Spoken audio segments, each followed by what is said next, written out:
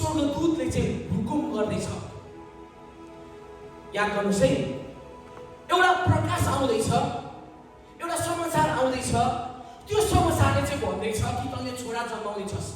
हो, स्वर्गदूतलाई थाहा छ तेरो नानी उसको नानी छैन, तर अब स्वर्गदूतले एउटा मेसेजलाई लिएर आउँदैछ।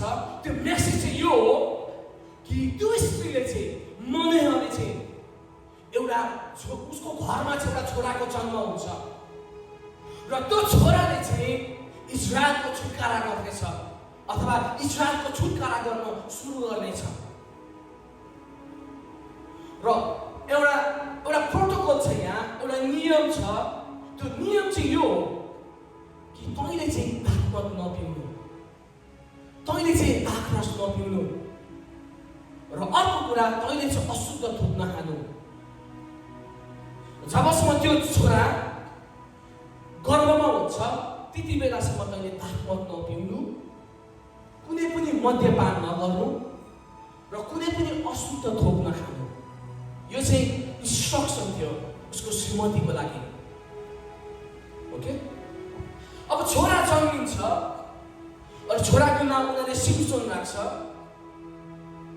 अनि त्यो छोरा हुर्किने क्रममा अनि हुर्किँदै गर्दाखेरि परमेश्वरको आत्मा उमाथि आउनुहुन्छ अनि परमेश्वरले चाहिँ उसलाई प्रेरणा दिन लाग्नुहुन्छ।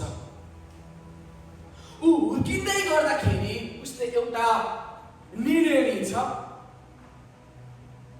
त्यो निर्णय चाहिँ यो छ, त्यो निर्णय चाहिँ उसले बिहे गर्ने निर्णय गर्छ। तपाईँले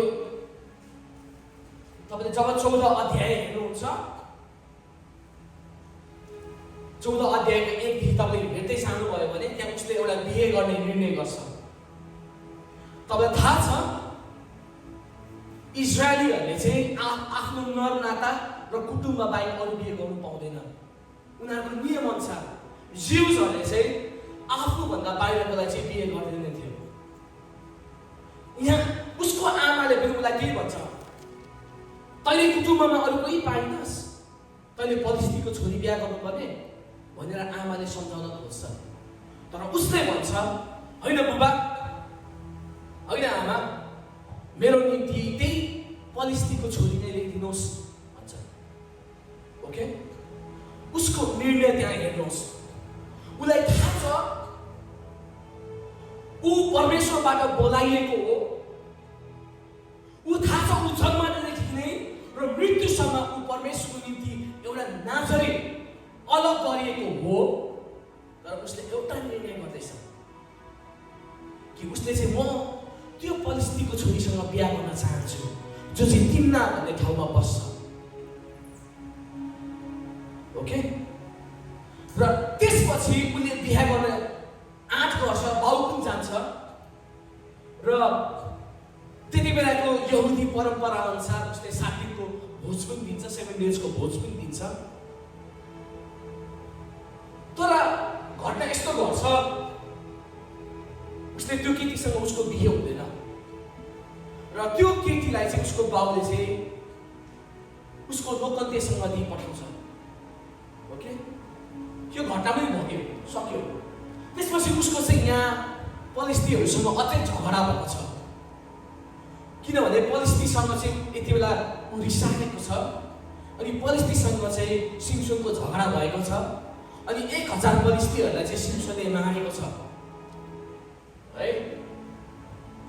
त्यसपछि जब तपाईले सिम्सोनलाई अघि हेर्दै जानुहुन्छ, ऊ यस्तो ठाउँमा आइपुग्छ, ऊ गाजा भन्ने ठाउँमा आइपुग्छ। ओके, अगाडि बढ्दै गर्दाखेरि ऊ गाजा भन्ने ठाउँमा आइपुग्छ र त्यो गाजा भन्ने ठाउँमा उसले एउटा व्यभिचारिणीसँग ऊ पस्छ। उसलाई थाहा छ यो केटी, यो स्त्री व्यभिचारिणी हो भनेर।